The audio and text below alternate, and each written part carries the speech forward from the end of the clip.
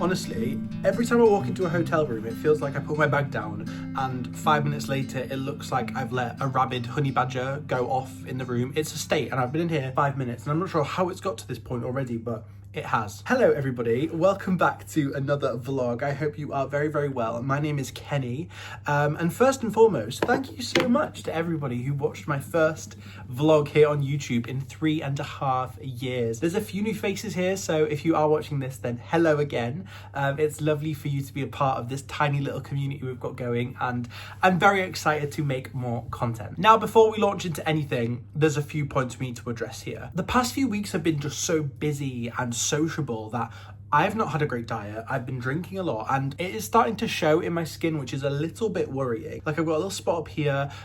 This is from where I cut my chin shaving, but I just feel like my skin's a little bit oily. So I'm gonna do a bit of a face mask tonight because I'm in a hotel. The reason I am in a hotel is because I'm here for work, basically. It's a 2-day shoot on site, which is really exciting, but I always come to the most random hotels when I do this thing. And I am in the middle of nowhere, let me tell you. It was a drive to get here, but we have arrived. I'm gonna head downstairs for dinner a little bit later, but I've got a feeling that it's just me and my colleague here, and that is it. So I've just come out of the shower, hence the hair. I seem to always start vlog twice in a row now. I've started a vlog just as I've gotten out the shower, and I'm looking at myself going, why have I chosen this time? I look so tired. But today's been a very, very long day, okay? We're back at the hotel quite early, which is great. The only plan I've got tonight is dinner, and the rest of the night I am gonna read. And let me tell you people what I am gonna read. The Woman in Suite 11 by Ruth Ware. I've been dying to talk to you about this book because in my last vlog, I obviously said that, oh, this book is coming out and I really loved the first one and I love Ruth Ware. I'm gonna buy it, and I've got my hands on it, and tonight we are just going to sit in this hotel room together and read, and this whole vlog is going to take us through to the end of this book, which I'm very excited about. I devour thriller books, okay? I've already started this and I've got thoughts already, but we'll go into those a little bit later. This is actually a sequel, but Ruth Ware has said herself that, like, you don't need to have read the first one to have read this. We'll see how true that is, Miss Ruth. And the first book is called The Woman in Cabin 10, and that is coming out as a movie very soon starring Keira Knightley, which I am so excited about.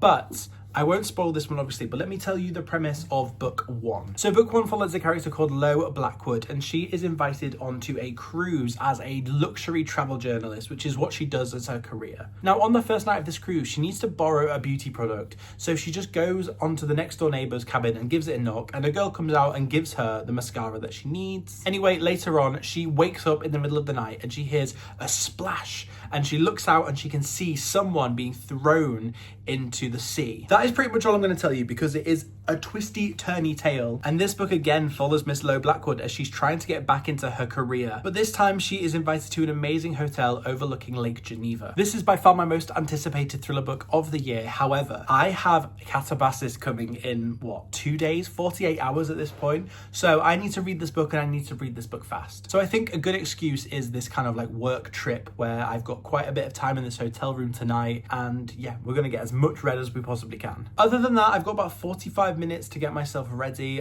which is way too long. So I think I'm actually going to start reading now. With these work trips, I'm sure that everybody knows the hotels you are put up in are not like 5-star luxury, but this room is comfy. This room is good. I walked in and it didn't smell, which I'm absolutely fine with. So for the next 45 minutes, I'm just going to get myself ready. I'm gonna send off a few emails and I'm going to hopefully read a few pages of The Woman in Suite 11. Now, I am assuming you are all like me in the sense that if you go to a restaurant, you are going to get that menu first. Weirdly, in this hotel, they have the menu laminated, may I say, in your room. So what are we going to have? The menu is a choice. The options are thin, but do I go for a starter? Maybe. Nothing's screaming out to me. Deep fried brie wedges sound interesting, but I'm actually quite here for it. Now, in terms of mains, this is the main event. What we're looking at: salmon linguine alfredo. I'm liking the look of her. Not this. I hate coriander. Coriander is my worst enemy. I'm not touching that with a barge pole. I'm not mad at the beef tacos. They sound good, but 20 quid for beef tacos, that better be good beef. This one I'm dubious about. A chicken tikka burger.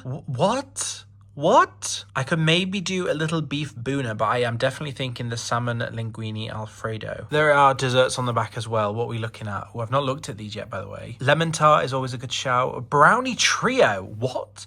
Blondie cookie dough double chocolate brownie. You. Congratulations, you are the winner. I'm still really not sure about this menu though. What am I gonna go for? Maybe a house burger. I'm feeling real fancy. Sirloin steak. I'm not sure. Okay, so very, very slight, big change of plan. We went down to the restaurant and it was a huge dining room with 2 tables taken. They were playing really old, like 1960s music. And we sat down and we went, this isn't for us. This isn't for us. It was just so awkward. You know when you walk into a room and you just like, everyone, all 6 people in there, turned to look at us, and the music was so quiet that as we were walking across to a table, we could hear our own footsteps, and it just, we both just said we're not doing this. So we ordered a Domino's. Actually, that's a lie. We went and collected a Domino's. Like, look.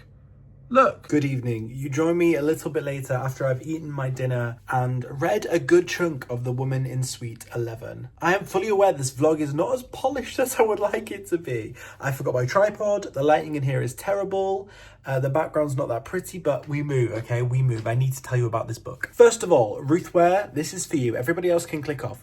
I am one of your biggest fans. I have read all of your books bar one. And you have lied in that BookTime article. You said that you don't need to have read The Woman in Cabin 10 to read The Woman in Suite 11, and I don't think you'd enjoy it as much if you haven't. I mean, technically, yeah, you don't have to have read it, but to understand the references, to understand the character dynamics, to understand the character relationships, you have to have read it. So I think that was a little bit of a white lie to make a few more sales, but other than that, the start of this book is quite heavy-handed. I'm not going to lie to you. And I'm not saying I'm not enjoying it. Like, I'm someone who can enjoy different styles of writing, but it's not as slick as I'm used to with Ruth Ware, in all honesty with you. It's a little bit clunky. It's a little bit kind of like spoofy almost, if that makes any kind of sense. Some of the conversations the characters are having are just, I don't think, written very well, which is a massive shame because, like I said, Ruth Ware is one of my favourite authors. I absolutely love Ruth Ware. I have all the confidence in the world that this is going to get better. There's a few of her books where I think the first 100 pages are a little bit not to my personal taste. Yeah, it's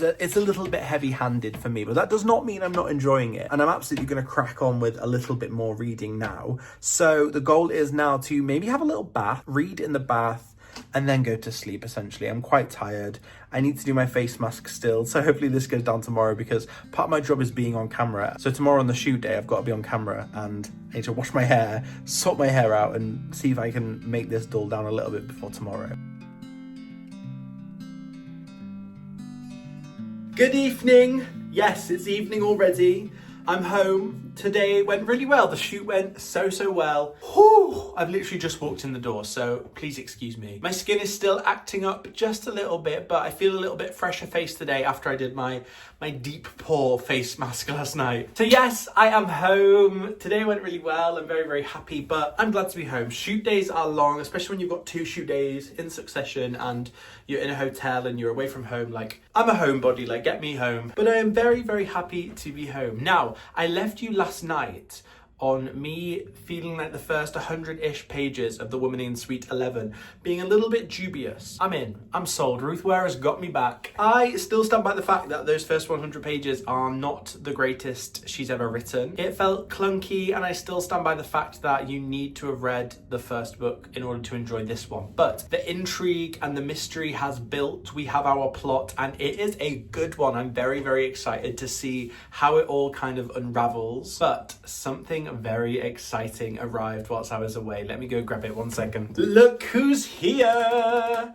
Catabasis, R.F. Kwong, yes, please. Now, as soon as I finish The Woman in Suite 11, I'm going to go on to this. So the mission is to finish that book tonight. Yes, tonight, you heard me. So then tomorrow I can start a fresh reading vlog and I can read this bad boy of a book. I'm so excited for this. But maybe I'm overhyped. Who knows? Who knows? I'm going to put this on the bed. So I very rarely buy brand new books. Like, it's only if I'm thrilled at a new release, which This month has been two, okay? The Woman in Suite 11 and Catabasis. But usually I am a second-hand book man, and I had a little delivery of second-hand books come through my door whilst I was away. So I think we should do a little haul together later on. But for now, I think I'm going to jump in the shower, unpack, eat something. I've only eaten breakfast today. But for breakfast, I had sausages, bacon, hash browns, beans, toast. It was great. So although this vlog got off to a chaotic start, I am hoping to kind of bring it back and really get this book read tonight, if not first thing tomorrow morning, okay? So let's do a haul and let's enjoy our cozy evening in. This vlog is seriously making me realise how much I shower. I've just had another shower. But to be fair, that's good. You know I'm not smelly. There's also another thing about staring at your face in a camera screen and realising you've got the biggest spot on your head. And honestly, my skin is usually so clear and so good. It's just this week when I wanted to vlog after 3.5 years, my body's gone, Diva, you think you're going to do this? No. I'm here to own it. I'm here to be open and honest. You join me in my little reading corner. So my reading chair is here. It's a little rocking chair. And I've got a little record player up there. But I've also got a haul of books to tell you about very, very, very quickly. A good way through. I've read a little bit more of The Woman in Suite 11. I'm excited to talk to you about it. After this, once I finished it, I'll do a big old wrap up and we can chat. But I have thoughts. This book is up and it's down. Oh my God, I've got toothpaste on my face as well. The realness, I tell you. Okay, in terms of a book haul, I buy all secondhand books. I buy them from World of Books online. I think they are great. I also go charity shopping, but this haul is all from World of Books, except from Catabasis, which obviously I pre-ordered and I'm so excited. I'm so excited to start. It looks like I will be starting this tomorrow afternoon. Ooh, I'm not sure whether to do it with like the audiobook at the exact same time. And I think with the length of it, and I'm a slow reader, it might have to be a little 2-part vlog, but we will see how we go, but I cannot wait. So let's launch into my little World of Books haul. You can see them all behind me, but I'm going to show you them one by one. I mentioned in my last vlog that I'm going on holiday to Greece in October. On holidays, I like a chunky, hefty book, which is why I finally got a copy of The Goldfinch by Donna Tartt. It is a chunky book, and I've not watched the film. I know kind of what the book is about, and I'm very, very excited for it. I feel like sometimes when I've read a good fantasy novel or something of epic proportions or something really frightening, I need a long, windy plot to kind of bring me back to reality, essentially. And this chunky one looks like it's going to be just that. Now, I've definitely heard mixed reviews about this. I know the film was not crazy highly reviewed, but I'm going to give this a chance, I think. It's not my usual kind of read. We're getting to autumn, and autumn is the time of year where I can read anything, and the longer the book, the more cozy I can get when reading a book, the better. I'm definitely gonna give this a go in the next few months. This next one I feel like is an absolute kind of BookTube classic, and it's If We Were Villains by M.L. Rea. I've heard so much about this. Again, in autumn, I always try to read at least one dark academia book. Last year it was The Atlas 6 and it did not go well. I did not enjoy that book whatsoever. Maybe one day I'll give it another go, but I found it so long and boring. But I've heard so many good things about this. I don't actually really know what it's about. I'm saying it's dark academia because that's what I've heard, but I could be completely wrong. I'm reading the back now and it looks like there's murder, it looks like there's prison. He was an actor at a conservatory. Okay, that is giving me dark academia. That's giving me academia at least. But again, this is definitely going to be one I'm reading in the next few weeks. And then another thriller, another autumn thriller that I really want to get to. I love a thriller. I've mentioned this in this vlog. I adore thriller novels. I get through them so quickly. And I just Googled the best thrillers of all time, and this one came up again and again and again. It's called I Let You Go by Claire McIntosh. And I know genuinely nothing about it. It says on the back, a tragic accident. It all happened so quickly. She couldn't have prevented it. Could she? It says, did you love Gone Girl and The Girl on the Train? Now lose yourself in the twisty, enthralling psychological thriller that everyone is talking about. Easy peasy. That sounds exactly like a bit of me. I don't want to go in knowing too much. I'm in. I got this next one on a little bit of a whim, and it is Tom Lake by Anne Pratchett. I absolutely adored The Seven Husbands of Evelyn Hugo, as I think the world did. Now, weirdly, this one gives me the same vibes, but almost literary. It's definitely a love story. It's definitely a relationship dynamic story. And it says here on the inside cover, it says, this story is about Peter Duke, who went on to be a famous actor. This is a story about falling in love with Peter Duke, who wasn't famous at all. It is about a woman called Lara, who in her childhood, in her teenage years, in her early 20s. I don't know when it is. Fell in love and had this relationship with a guy who went on to be a very famous actor. And apparently this book is about her telling that story to her 3 daughters. This is definitely literary fiction. It's going to be reflective. It's going to be emotive. And I'm very excited to get into it. This could be my holiday read. This feels like a windy plot where I can sort of get really involved and really immerse myself into it and get to know human beings and get to know actual characters. So very, very excited for this. And yes, again, these are all secondhand. Then I got a little duo. This one is very secondhand because it didn't even come with the blooming cover. But this is the books 2 and 3 in the Thursday Murder Club series. This is The Bullet That Missed and The Man Who Died Twice. I read the Thursday Murder Club probably 3 years ago now. And I remember really, really enjoying it. I remember it feeling a little bit too long. But the movie has just come out. I've not watched it yet. However, the reviews are dire, people. The reviews are really dire. So I'm a bit nervous, but I love a cozy mystery, and again, we're getting into the autumn season, and I'm kind of curating my October TBR, and I know I could just fly through these, and I loved the characters the first time round, and I think I'm going to watch the film, remind myself of the plot of the first book, and then just dive into these 2 lovely little cozy mystery reads. Now, these are chunky for a cozy mystery, I won't lie. However, that font is some big ass font. So hopefully I can fly through both of these in just one weekend. And then the last book is Think Again by Jacqueline Wilson.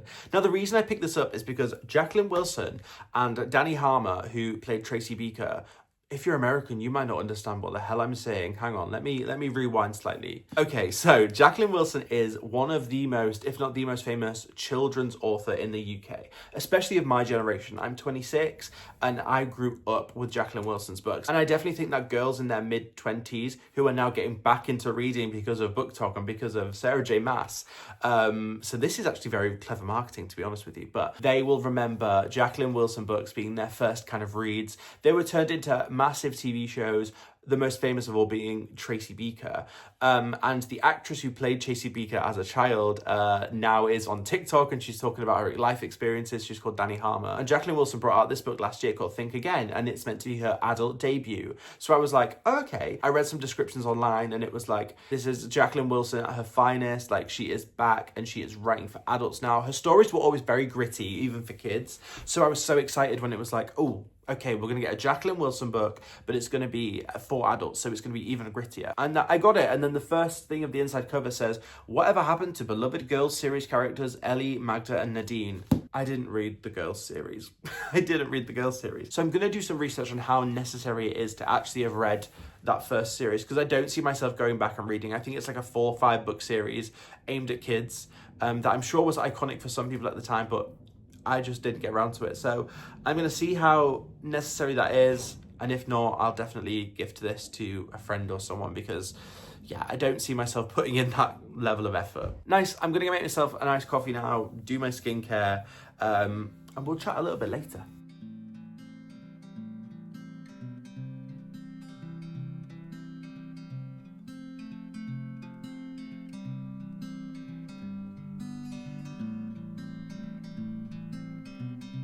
Okay, team, we've done it. We did it. The Woman in Suite 11 by Ruth Ware is done and dusted. I finished this book. Now, one thing you cannot say about Ruth Ware is that she writes a boring story. You could never say that about Miss Ware. This was undoubtedly a page turner, like absolutely a page turner. Looking back at the clips where I'm talking about this book within this vlog, I definitely have mixed feelings, and I still have mixed feelings about this book. Is this the best book Ruth Ware has ever written? No, but it has a lot of good redeeming qualities. Now, when I talk about books and reviewing them, I always start with the negatives and then end on the positive, because that's just a better way to do it. So the negatives about this book for me are, those first 100 pages are a little bit clunky and a little bit heavy-handed. I feel like I don't want to spoil anything, but if you read this, you'll kind of get what I mean in terms of like character introductions and things slotting into place and descriptions and emotions just being very much written out rather than letting you deduce it and think about it and leaving anything up to the mystery that a thriller novel usually does. The other thing I didn't like about this was the last kind of quarter was very, very quick. and it is twisty, it is turny, it is an absolute page turner, but I wanted a few of those reveals a little bit earlier on to kind of pace it just that little bit better. And the last thing that I'm not too fond of in this book is the fact that it is definitely a tale of two halves. First half is a thriller through and through. It is the edge of your seat, it is what is going to happen, anxiety kind of vibes. And then the second half is definitely more of a police whodunit detective kind of thing, which I don't mind. I really don't mind, but I think the first half was what I was definitely preferring. That had better intensity and interest and intrigue for me. The second half got a little bit repetitive and a little bit frustrating at times. Ooh, one more thing that I think could be improved. When you Google this book or you read about this book, there's a lot of examples of Ruth Ware saying like, you don't need to have read the first book to enjoy this one. And I disagree with that so much. I categorically disagree. But I don't want you to think that I did not enjoy this book, because I absolutely did. I could not put it down. I inhaled it. I read it so quickly. It had everything I wanted within it, but I just think she could have tightened up a few bits here and there and paced it slightly differently. I loved the twists and the turns. There were so many points where the story just like takes a sharp angle and it's like, whoa, okay, this is so good. I'm like on board here. It feels like a roller coaster, especially that last bit at the end. Like the twists and the turns, I didn't see a few of them coming. A few of them I thought, oh, maybe that could happen. And then when they hit, they still hit. But a few of them I was like, no, which is exactly what I want from a thriller mystery kind of vibe. Yeah, this is a tricky one. I do recommend this, but if you are a fan of Ruth Ware, if you are a fan of thrillers and mysteries and that kind of genre, if you're looking for a quick read and you have read The Woman in Cabin 10, I feel like there's a lot of stars that need to align for you to get into this book and be like, oh, that was good. Which is a shame, because I absolutely love Ruth Ware's work. Like, I think she is incredible, and I would recommend pretty much every single other one of her back catalogue. I enjoyed this book, but I can see why other people haven't. Okay, well, thank you so much for joining me on this journey. I hope you've enjoyed this vlog. I feel like this one's been a little bit haphazard with the whole hotel and work sitch, but I hope you've got something out of it. My next reading vlog will be me reading Catabasis, which I'm so excited about. I've also only just learned how to say it. I was saying catabasis for the past 6 months, but apparently it's I can't say it. Catabasis, there we go. And also my next vlog will be me entering into autumn, giving my home a little autumn makeover. You know, all the cozy vibes is what I'm going for in this next vlog. But I still hope you've enjoyed this little video, and I shall see you very soon.